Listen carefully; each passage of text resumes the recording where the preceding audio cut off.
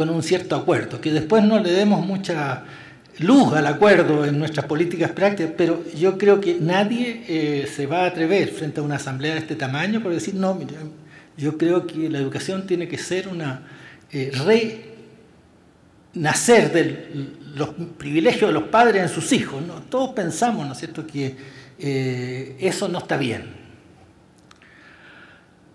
Ahora, este tema nos lleva necesariamente a distinguir educación obligatoria y educación especializada. O sea, cuando estamos hablando de este principio tan fuerte de que debiera haber una cierta imparcialidad en la distribución de la educación, estamos hablando fundamentalmente, ¿no es cierto?, de la educación obligatoria, de esta educación que es para todos, ¿no es cierto?, que debe fundar la unidad de la sociedad democrática, su sentido de pertenencia, etc.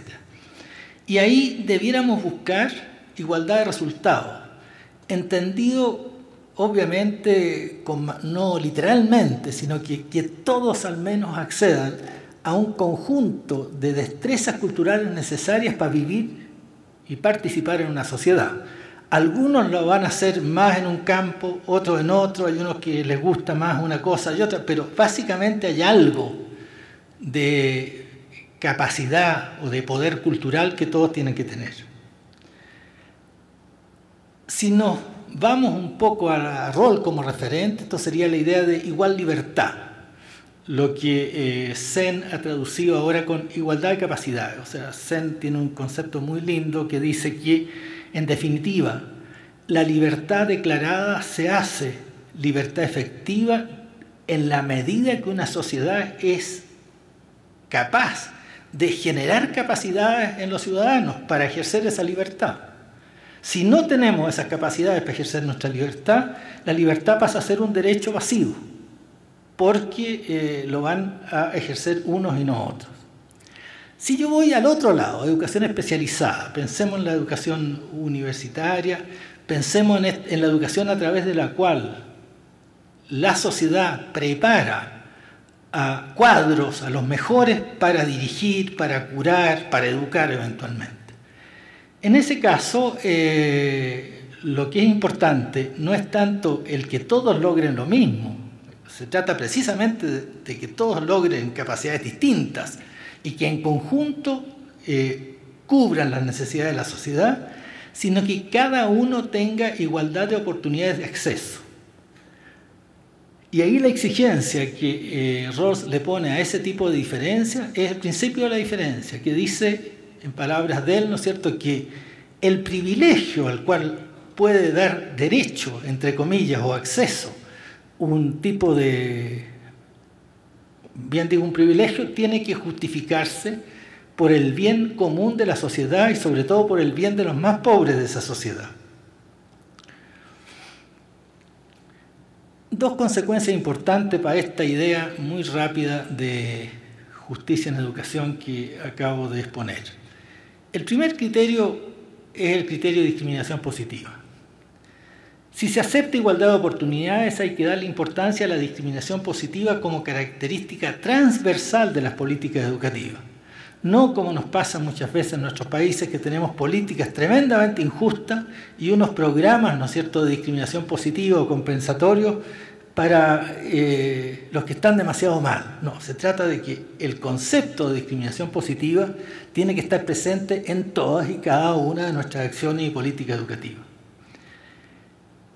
Ese principio de discriminación positiva en la práctica, en educación obligatoria, tiene que asegurar esta creciente igualdad de resultados en contextos diversos, con igualdad,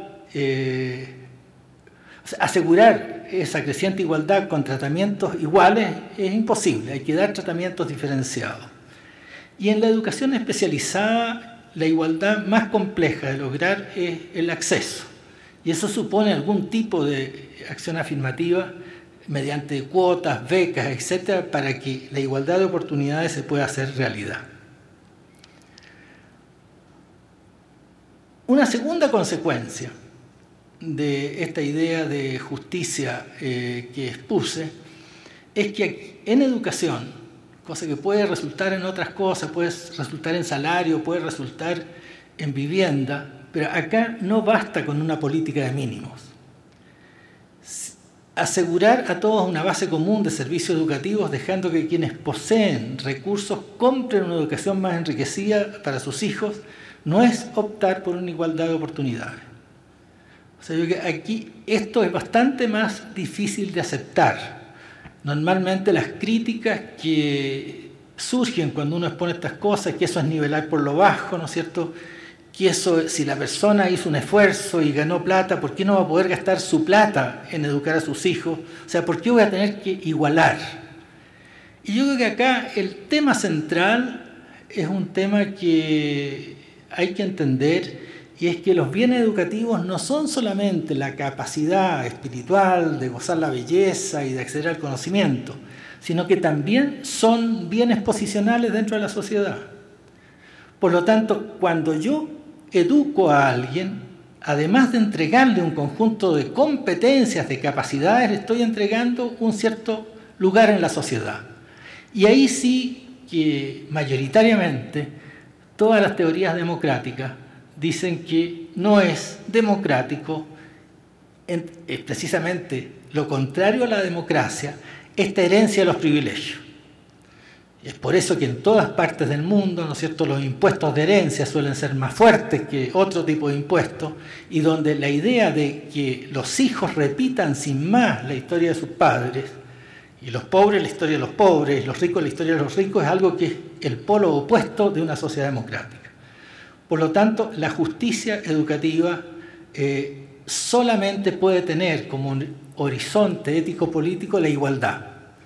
Eso no significa que esa igualdad la vayamos a lograr mañana ni pasado mañana, pero esa es la dirección. O sea, en el fondo, todo lo que quiebra igualdad es algo que debiéramos ir quebrando. Equidad educativa y democracia es otra manera de mirarlo. Las sociedades humanas nacen y crecen, se crean y se recrean en la comunicación. La institución social de educación posee una función central en este proceso de crear comunicativamente la sociedad. El sistema democrático posee una característica particular. Pone el poder de producción y reproducción y cambio de la sociedad en todos los miembros de ella. Y de acá viene, de nuevo, ¿no es cierto?, el tema de la igualdad educativa. Es, lo decían todos los próceres de la patria latinoamericanos, ¿no es cierto?, ya a comienzos del siglo XIX. El decirnos democrático y tener una no educar al pueblo es un contrasentido. O sea, acá claramente la democracia exige esta participación de todos y todas. Pero más allá de